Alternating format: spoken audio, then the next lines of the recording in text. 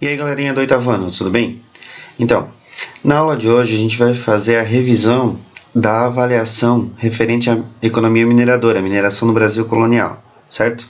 Para isso, a gente vai utilizar o mesmo formulário que vocês fizeram a avaliação, então a gente vai corrigir questão por questão daquele formulário que vocês fizeram, tá? E tirar algumas dúvidas, tentar pensar assim, em algumas questões que a maioria não conseguiu acertar, né? Tentar esclarecer um pouco e melhorar a nossa compreensão a respeito da economia mineradora, certo?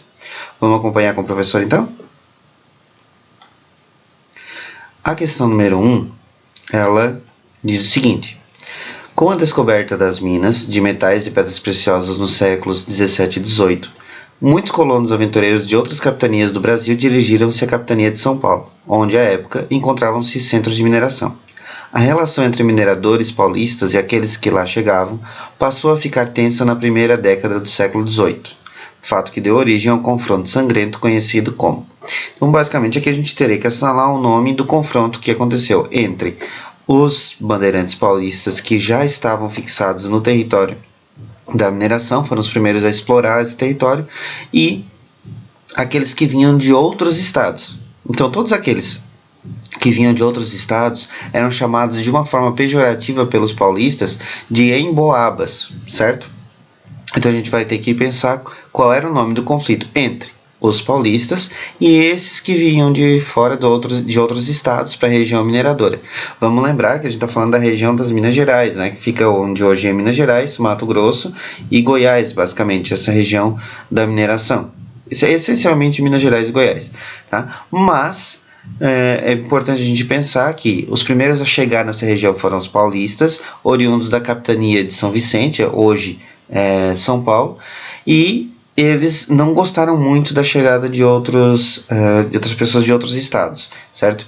Então chamaram pejorativamente esses caras de emboabas. Logo, o conflito entre os mineradores paulistas e esses mineradores de outros estados chamados de emboabas ficou conhecido como Guerra dos Emboabas, certo? Então a resposta correta para a questão número 1 é a letra A, certo? A Guerra dos Canudos, a Guerra do Contestado, são guerras que aconteceram sim durante o período do início do Brasil República. Então a gente vai estar discutindo isso daqui a um ano mais ou menos, tá?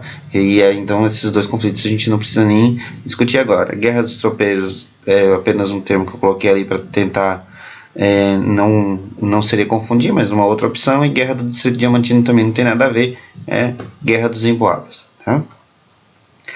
A questão número 2, ela diz o seguinte: no século XVIII, a produção do ouro provocou muitas transformações na colônia. Entre elas, podemos destacar. Então, era para a gente identificar entre as questões que estavam ali abaixo quais as transformações que foram provocadas a partir da produção do ouro, a partir da extração do ouro na região das Minas Gerais.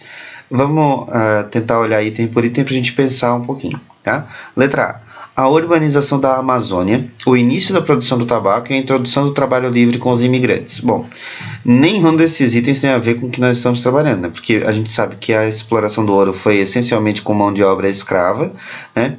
Não estamos falando da produção do tabaco, no caso a produção do fumo, e a Amazônia não é a área de mineração, né? E se a gente parar para pensar, a gente não tem ainda uma urbanização intensa, né, na Amazônia. Muito pelo contrário, a gente ainda tem muitas populações ribeirinhas lá, então não pode ser a letra A. A letra B diz que houve a introdução do tráfico africano, a integração do índio e a desarticulação das relações com a Inglaterra. Primeiro, o tráfico africano já havia sido introduzido desde o início do processo de colonização, ainda na economia açucareira. Segundo, que a integração do índio ela ainda não aconteceu de fato, né? Então a gente ainda está lutando para a integração do índio na sociedade de uma forma em que a gente consiga preservar a cultura indígena também, mas isso é um assunto para outro momento. E o Brasil ele ficou dependente da Inglaterra por muitos anos. Nenhum desses itens tem a ver com a economia mineradora, então não pode ser a B também. A questão C fala da industrialização de São Paulo, a produção de café no Vale do Paraíba e a expansão da criação de ovinos, criação de ovelhas em Minas Gerais. Gente, nós estamos falando do ciclo do ouro, né? Então, Não estamos falando ainda de industrialização de São Paulo. O Brasil mal tem um processo de interiorização completo, né? A ocupação territorial do Brasil se restringia basicamente ao litoral e a região agora mineradora, poucas incursões para o interior. Então, não estamos falando ainda nem de industrialização. A industrialização do Brasil chega muito tempo depois disso. A produção do Vale do Café também chega muito tempo depois disso. O café é o terceiro produto de ciclo econômico do Brasil, e aí a gente vai estar falando de república, não mais de Brasil colonial. Tá? A gente vai estar falando final do Império e início do Brasil República. E criação de ovelha em Minas Gerais, a gente está falando de extração de ouro. Né? Então, também não dá para ser. Questão D diz o seguinte: a preservação da população indígena, a decadência da produção algodoeira e a introdução de operários europeus. Bom, primeiro que a preocupação com a preservação de população indígena nunca foi o forte dos portugueses que chegaram ao Brasil, muito menos dos bandeirantes paulistas. Então a gente não tem uma preocupação, né? Havia inclusive bandeiras de apresamento, a gente estudou isso quando falou sobre o processo de interiorização, né? Haviam bandeiras que tinham como objetivo apresar, capturar indígenas, né? E a gente tinha as bandeiras de extermínio, que tinham como objetivo exterminar esses indígenas. Então, preservação de população indígena está fora de cogitação. Decadência da produção algodoeira. Produção de algodão. Gente, nós estamos falando de extração de ouro, descoberta do ouro. Nós não estamos falando de algodão. Então, nada a ver com Bala House. Introdução de operários europeus. Não estamos falando de operários ainda, porque não existe industrialização no Brasil nesse período ainda. Tá? Então, não pode ser a D. A gente já descartou todas as outras, né? Automaticamente teria que ser a E, mas a gente vai ver aí se tem alguma coisa equivocada, como é que está essa questão E, se realmente é essa. O aumento da produção de alimentos, beleza, aumento de produção de alimentos, porque a partir da necessidade de manter as comunidades que surgiram a partir da produção do ouro, foi necessário mais alimentos, né? Integração de novas áreas por meio da pecuária e do comércio, ou seja, regiões do país começaram a se integrar por conta da produção de carne através da criação de gado, né?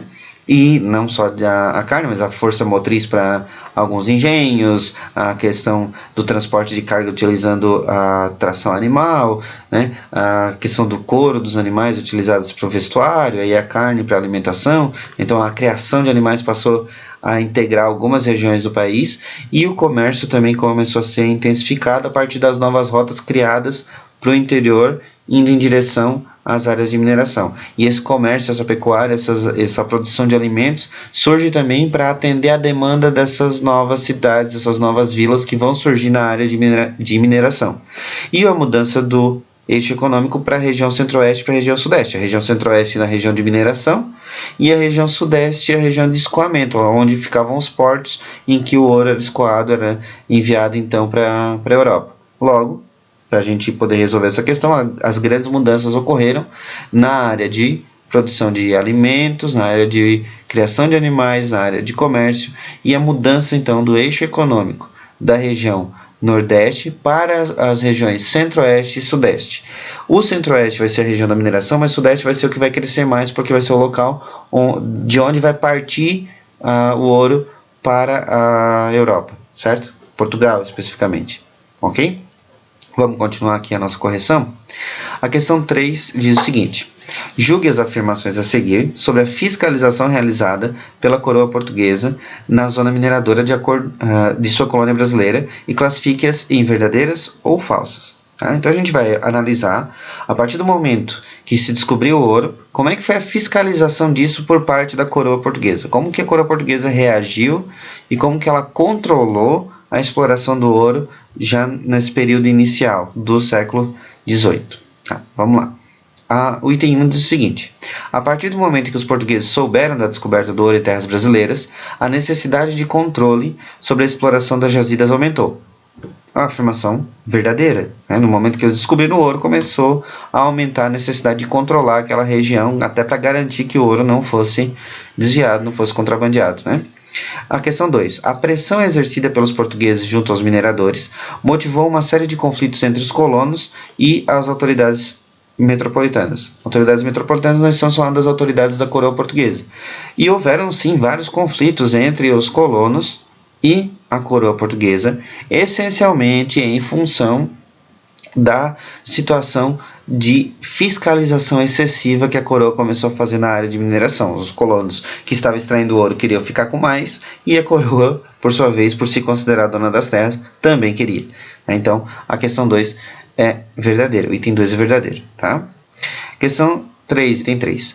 Em 1702, a metrópole oficializou a criação da Intendência das Minas, órgão que deveria administrar as regiões auríferas, respondendo pelo policiamento, cobrança de impostos e julgamento dos crimes ocorridos nessas localidades. A Intendência das Minas foi um órgão criado para tentar regulamentar inicialmente a extração do ouro. Então, essa informação também é verdadeira. Ok? Vamos para a próxima. Questão 4. As restrições criadas pela coroa portuguesa foram eficazes, pois eliminaram completamente o contrabando de ouro em todo o território brasileiro. Bom, primeiro que é quase impossível você conseguir eliminar o contrabando de qualquer coisa em todo o território brasileiro. Hoje, com tantos meios de comunicação, com tantas tecnologias à nossa disposição, recursos de controle, polícia mais inteligente e tudo mais, a gente não consegue controlar tudo isso, a gente não consegue controlar o contrabando em todo o Brasil. Você imagina no momento em que o Brasil está começando ainda, né? Está engatinhando perto de qualquer outra nação do mundo nesse sentido. Então, é impossível controlar todo o contrabando em todo o território. Então, isso já não existiu. E a gente viu em vários relatos ao longo da aula que o contrabando existiu sempre, né? Dentro do processo da economia mineradora. Então, essa informação é falsa. Tá? Questão 5. Dentre os mecanismos criados pela coroa portuguesa para o controle da extração do ouro estão a criação das casas de fundição e a cobrança do quinto da derrama. As casas de fundição são aquelas casas responsáveis por derreter o ouro em pó, transformar em barra e colocar o selo real para garantir o pagamento do quinto, que seria um imposto correspondente a 20% de todo o ouro extraído. E então as casas reais de fundição, elas tentavam garantir a cobrança do quinto, que era um imposto. E a gente tem uma outra forma, outro mecanismo de imposto, que era a derrama, que era aquela ideia de que vir cobrar todos os impostos atrasados dos colonos que extraíam o ouro nessa região mineradora. Então, a questão 5 está correta também, ela é verdadeira. Ok? Vamos passar para a próxima questão. A gente tem a questão 4, que diz o seguinte: indique corretamente, nas linhas e colunas abaixo, os impostos cobrados pela coroa portuguesa dos mineradores e suas respectivas descrições. A gente vai ver a descrição do imposto e vamos tentar verificar ali qual imposto está se referindo a essa descrição, né? A qual imposto ela se refere. Vamos lá. Primeira descrição: cobrança dos impostos em atraso ou de um imposto extraordinário. Já falei anteriormente, essa cobrança dos impostos em atraso foi chamada de derrama. Tá? Taxa de 20% ou 1/5, 20% equivale matematicamente a 1/5, cobrada sobre o total minerado de ouro, prata e diamantes. Então, o quinto seria essa taxa. Então, a resposta correta para a taxa de 20% é o quinto. A última descrição que a gente tem: cobrança que incidia sobre cada um dos escravos que eram propriedade do minerador. Esse sistema de cobrança era chamado de sistema de captação, cobrado por cada escravo, ou seja, cobrado per capita, por cabeça, por cada escravo que o minerador possuía. Quanto mais escravo ele tinha, mais imposto ele pagava, certo? Isso é a resposta correta, então, da questão 4, ok? A questão 5, ela pede para que vocês assinalem a alternativa incorreta em relação à mineração no Brasil colonial. Tá? A gente tem uma imagem para tentar nos ajudar a lembrar um pouco do processo de mineração. A gente vai lá tentar achar então a alternativa incorreta. Quando a gente tem a alternativa incorreta, a dica é que vocês vão por eliminação, tentem ir por eliminação. Se você não tem certeza da que está correta, você consegue perceber com mais clareza que está errada. Então, vamos tentar por eliminação. Vamos analisar as questões aí, uma por uma, para a gente ver se é possível compreender melhor isso. Tá? A letra A diz que coube principalmente aos habitantes do Planalto Paulista e moradores da Vila de São Paulo a descoberta dos veios auríferos existentes na região das Minas Gerais em fins do século XVII. Quem que descobriu o ouro na região das Minas Gerais? Os bandeirantes paulistas. Então, coube sim aos habitantes do Planalto Paulista e dos moradores da Vila de São Paulo, então aquele povo que morava na região de São Paulo é que descobriu então o ouro existente na região das Minas Gerais. Resposta aí essa afirmação está correta, a gente está procurando a errada, né, a incorreta, então não vamos assinalar essa. Questão B diz o seguinte: o instrumento fundamental da política de administração da região das Minas foi a criação de vilas.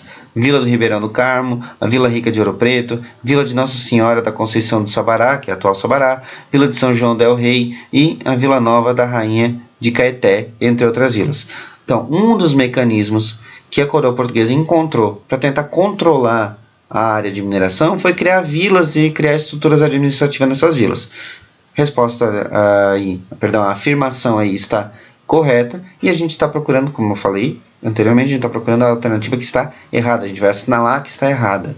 Tá? Então, a B não pode ser também porque a B está correta. Questão C. A mineração propiciou a artesãos e artistas um amplo mercado de trabalho. Ourives, douradores, entalhadores e escultores eram procurados para embelezar os exteriores e interiores de igrejas mineiras. Ao mesmo tempo, compositores, cantores e instrumentistas eram requisitados para os trabalhos religiosos nas irmandades. A gente também conversou sobre isso ainda em sala de aula, antes da suspensão das aulas presenciais. A gente conversou sobre essa questão relacionada à arte barroca, né? O exagero do uso, o abuso do ouro na arte barroca, essencialmente nas igrejas, né? E aí a gente vai ter uma série de profissionais ligados ao trabalho com ouro, como o caso dos ourives, os douradores. Os douradores aplicavam folha de ouro nas imagens religiosas, nos altares, os entalhadores, os escultores, né? E também, ao mesmo tempo, a gente vai ter na área musical instrumentistas, compositores e cantores que eram requisitados para trabalhar nas irmandades religiosas. Então a gente vai ter uma arte vinculada à religião e vinculada à economia aurífera, à economia do ouro, ok? Isso também está correto, a gente também já conversou sobre isso em sala de aula, beleza? Vamos então analisar a questão D, o item D, vamos lá. Uma vez que a autoridade da coroa logo se impôs no território das Minas, não houve conflitos ou confrontos armados na região, no qual imperou até o fim do ciclo da mineração a paz entre exploradores dos veios auríferos. Galera, a primeira questão já nos trazia um conflito, que é a Guerra dos Emboabas. Em outras questões, a gente já viu que havia um conflito entre os mineradores e a coroa portuguesa por conta da cobrança excessiva da coroa portuguesa em relação aos mineradores e, por sua vez, a questão do contrabando do ouro. Então não tem como a gente dizer que foi um ambiente de paz o tempo todo. Até seria muito curioso a gente dizer que em qualquer momento da história houve uma relativa paz o tempo todo, né? Então a gente precisa levar em consideração que em história não existe uma verdade absoluta ou uma situação absoluta. Não houve situações de guerra o tempo todo, nem situações de paz o tempo todo, né? Isso não é possível dentro da convivência humana a partir do que a gente consegue evidenciar nos elementos da história, né? Em qualquer momento da história isso nunca houve, de fato, uma paz plena ou uma guerra plena, ok? Até mesmo no momento das grandes guerras do mundo, da Primeira, Segunda Guerra Mundial, haviam locais que presenciavam espaços de paz e inclusive tréguas entre os países nesses momentos, por diversos fatores, ok? Mas não é o assunto nosso do foco, nosso foco é a mineração no Brasil colonial.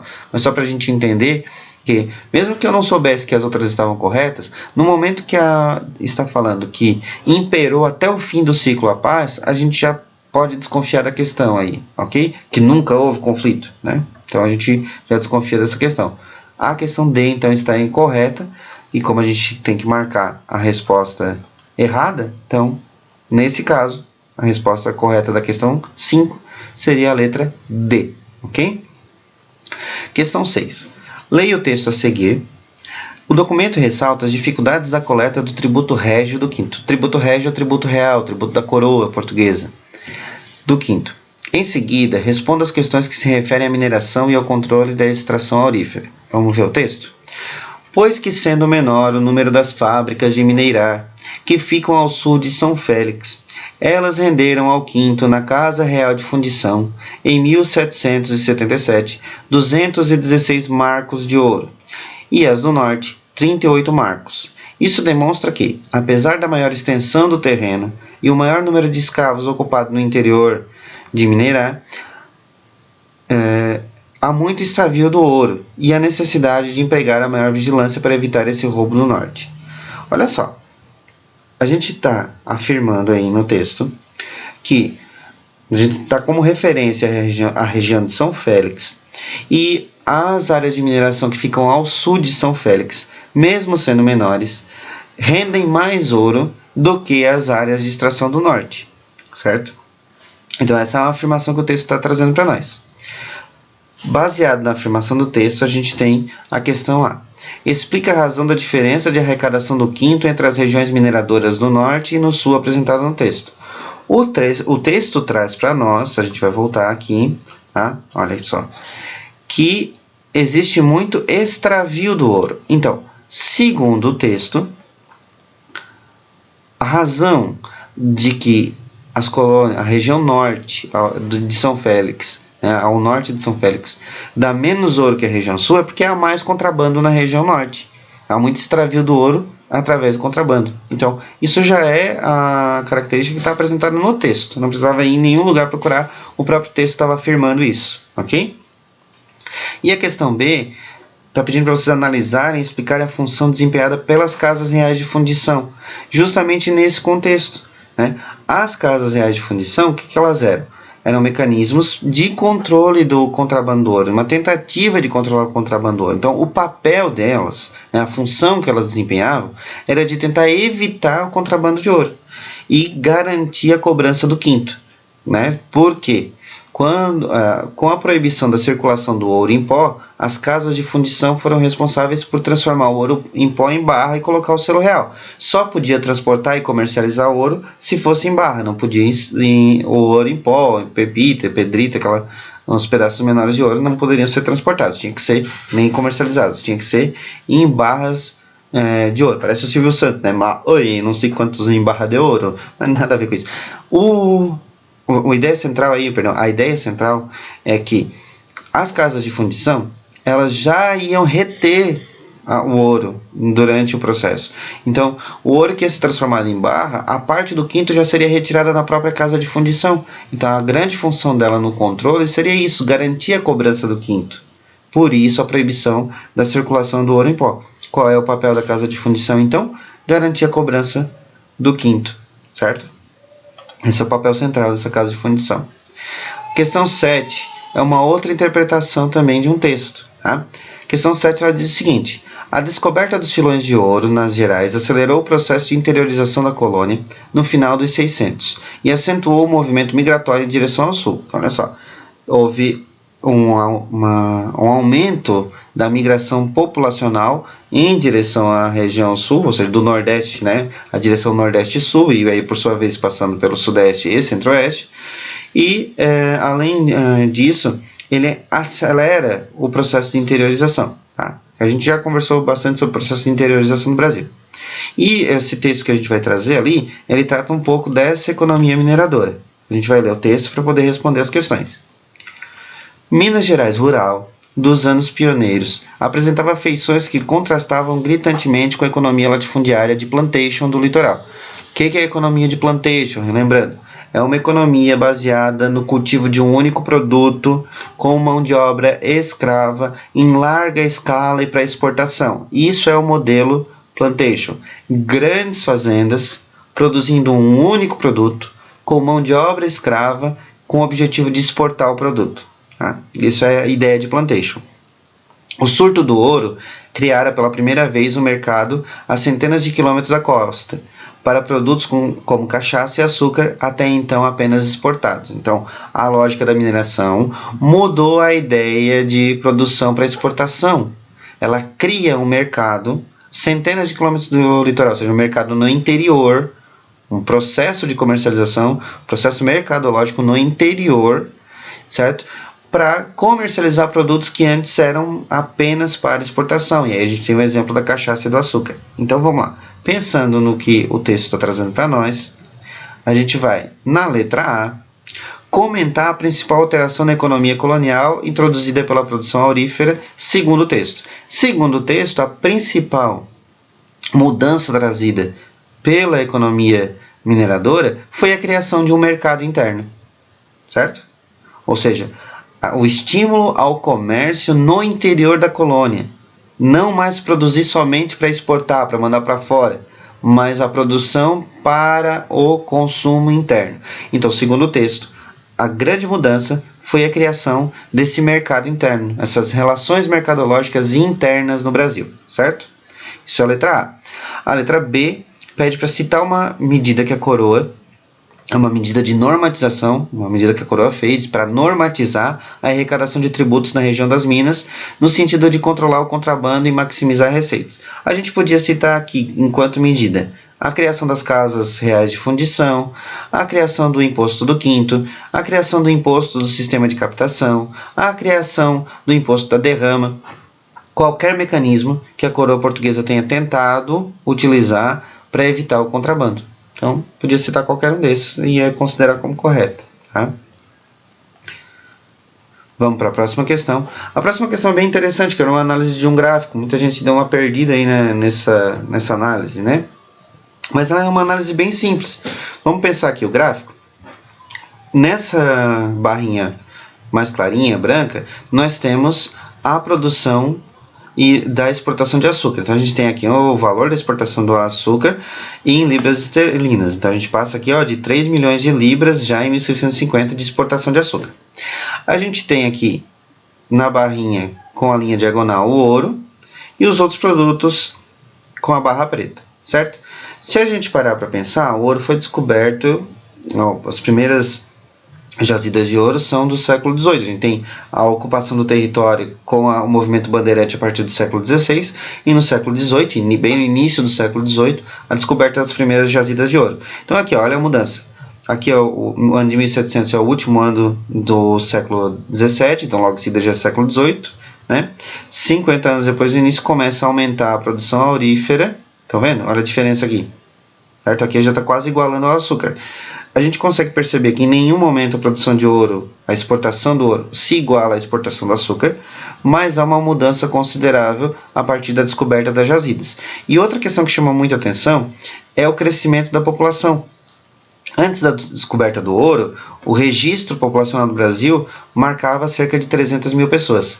Depois da descoberta do ouro, a gente vai ter uma população que beira 1,5 milhão de pessoas, né? 1,3 milhão de pessoas, 1 milhão e 300 mil. Já 10 anos depois, a gente já tem mais 200 mil pessoas a mais, já tem 1,5 milhão. Né? E essa proporção, ela praticamente dobra, ela mais que dobra, cerca de 40 anos depois. Então, a gente vai ter um crescente populacional depois da descoberta do ouro. Isso está relacionado com a vinda de pessoas de outras regiões para a exploração do ouro, né? Basicamente concentração populacional e aquela ideia de voltar para Portugal para muita gente tinha acabado também. Tá? Então a gente vai analisar a partir do gráfico, essas informações a partir do gráfico. A letra A diz assim: analise o ritmo de crescimento da população colonial entre os séculos 17 e 18, relacionando as atividades econômicas predominantes na colônia nesse mesmo período. O professor acabou de falar isso para vocês.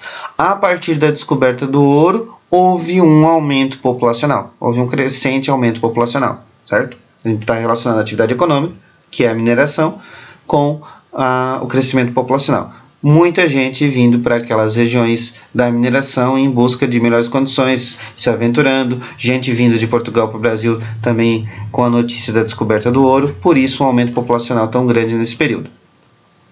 Questão B pede para comparar o desempenho do açúcar e do ouro na pauta das exportações coloniais e estabelece uma conclusão sobre a importância econômica desses dois produtos. Ambos foram extremamente importantes durante o período colonial brasileiro, mas a gente consegue evidenciar que em nenhum momento o ouro conseguiu superar o açúcar. Né? O nosso principal produto de exportação durante o período colonial ainda foi o açúcar. O ouro contribuiu significativamente para isso, né, para o desenvolvimento econômico da colônia na época, mas o açúcar nunca deixou de ser o produto principal. Isso é importante a gente analisar, isso está evidenciado ali no gráfico que a gente viu antes. Tá? Questão 9. As minas do Brasil se vão de dia em dia acabando, como mostra a experiência. Muitas delas já não dão nem para as despesas. Antigamente, tirava-se tanto que só a Capitania das Minas Gerais pagava dos direitos dos quintos 100 arrobas de ouro todos os anos. Né? E pensando nisso, pensando no texto, tá? Lembra que esses textos estão aí para nos ajudar a entender as questões. A gente tem a questão A. Aponte uma das causas do declínio da produção aurífera, da produção de ouro, na região das Minas Gerais na época em que o texto foi escrito. Simples, e super simples mesmo. O texto está dizendo, as minas do Brasil se vão de dia em dia acabando. Ou seja, o ouro vai acabando. É uma atividade extrativista. Não é uma atividade produtora. Você não está reproduzindo ouro. Você só está pegando o ouro que já está lá. Então, um dia, isso acaba. E aos poucos, o ouro começou a acabar. Isso fez com que a mineração começasse a diminuir e declinar a produção de ouro, então. Certo? Fora a questão da ganância dos produtores, mas isso não é o foco central, né? Foi tirando, um dia acaba. E é o contexto do texto. O texto foi escrito em 1804, quando a produção de ouro já estava diminuindo, porque estava acabando, certo? E a questão B diz o seguinte, indique 2 consequências econômicas da atividade mineradora para a colônia. Nessa questão, muitos de vocês acabaram errando porque colocaram crescimento demográfico. Embora mais gente faça diferença na economia, crescimento demográfico tem a ver com aspecto social, e eu estava pedindo para vocês consequências econômicas. Quais as consequências econômicas? A gente tem a abertura de estradas até os portos, né, da região sudeste. Nós temos a criação de um mercado interno, aumento dos preços internamente dos produtos, né, interligação regional de comércio. A gente poderia citar essas questões, mas não aumento da população nessa questão específica, porque a gente se referia à consequência econômica, tá? Então, vamos, como eu pedi 2 ali, vamos colocar 2 consequências. Criação de mercado interno, aumento do preço das mercadorias. Já temos 2 aí que a gente poderia colocar, ok? Vamos para a questão 10? Vamos lá, espero que vocês estejam acompanhando todos comigo, tenham entendido a reflexão que o professor está fazendo. Tá? A questão 10 diz o seguinte, a efervescência que conheceram nas Minas Gerais do século XVIII, as artes e as letras também teve feição peculiar. Pela primeira vez na colônia, buscava-se solução própria para a expressão artística. É um texto da Laura Vergueiro, né? E agora a gente vai tentar identificar no texto e nesta imagem, olha aí o abuso do ouro que a gente falou anteriormente, né? Aplicação de folha de ouro na madeira, trabalho dos entalhadores com a madeira, né? Esse texto e essa imagem se referem ao quê? A literatura de cordel no Nordeste açucareiro. Embora a gente tenha citado o açúcar em uma questão, o conteúdo da avaliação não tinha nada a ver com o Nordeste açucareiro, não é verdade? E a gente está enxergando na imagem a abundância do uso do ouro, né? A gente tem aí, em boa parte dos entalhes de madeira, a aplicação de ouro por cima. Então, a gente está falando da letra B, a arte barroca nas áreas de mineração. E lembra que o professor, inclusive, quando eu expliquei a arte barroca para vocês, falei dessa questão do exagero, né? Do exagero das formas, do exagero das expressões, que é uma característica da arte barroca. Tá? A letra C está falando do estilo enxaimel no sul do Brasil. Estilo enxaimel é o estilo da arquitetura germânica no sul do Brasil. Não tem nada a ver com o que a gente está estudando agora. E a questão de arte marajoara no norte amazônico é uma arte indígena, de cerâmica indígena. Então, não está representando nada da literatura aí, nada do estilo enxaimel, nem da arte marajoara. É a arte barroca nas áreas de mineração. Certo? Continuando aqui, na nossa correção, a gente tem a última questão, que é a questão 11. Pedia para que vocês observassem as imagens e indicassem, dentre essas imagens, qual é que não representava a sociedade e a economia colonial aurífera. Então, o que dessas imagens aí não tem nada a ver com a mineração no Brasil? Essa é a pergunta, assim, no duro é isso, né? A questão A, trazer o trabalho escravo. A gente já sabe que a mineração, ela teve como base o trabalho escravo, né? Então, a gente está tentando identificar a que não tem a ver com a mineração, então a gente não pode assinalar a letra A. A letra B mostra uma escultura de arte barroca. A gente acabou de responder uma questão sobre isso, né? A arte barroca foi um estilo artístico que predominou durante o Brasil colonial, principalmente na época da mineração. A próxima é o ouro de aluvião, o ouro encontrado no leito dos rios. Ouro, mineração, não precisa nem dizer muita coisa, né? Desenvolvimento tecnológico. A gente já falou em outras questões que não havia ainda processo de industrialização. Essa imagem, inclusive, representa a cidade de Londres durante a Revolução Industrial na Inglaterra. Não tem nada a ver com o Brasil. Então, não pode ser o desenvolvimento tecnológico, né? E, por último, a gente tem o bandeirantismo, que a gente sabe que foi o movimento responsável por encontrar o ouro na região das Minas Gerais. Então, também não dá para ser o bandeirantismo. A gente só tem como a situação equivocada, a situação errada, que não representa o ciclo do ouro, o desenvolvimento tecnológico, até porque a industrialização e a tecnologia, na forma como a gente conhece hoje, ela começa no Brasil um pouco mais tarde do que em relação aos outros países, certo? Conseguimos, terminamos a nossa correção, tá? Então, a partir disso, eu gostaria que vocês pegassem esse formulário. Vocês já receberam o feedback desse formulário, né? O que é isso? O que é o feedback? Um comentário das questões que vocês fizeram, o professor corrigiu a avaliação e mandou para vocês um comentário em cada uma das questões, né?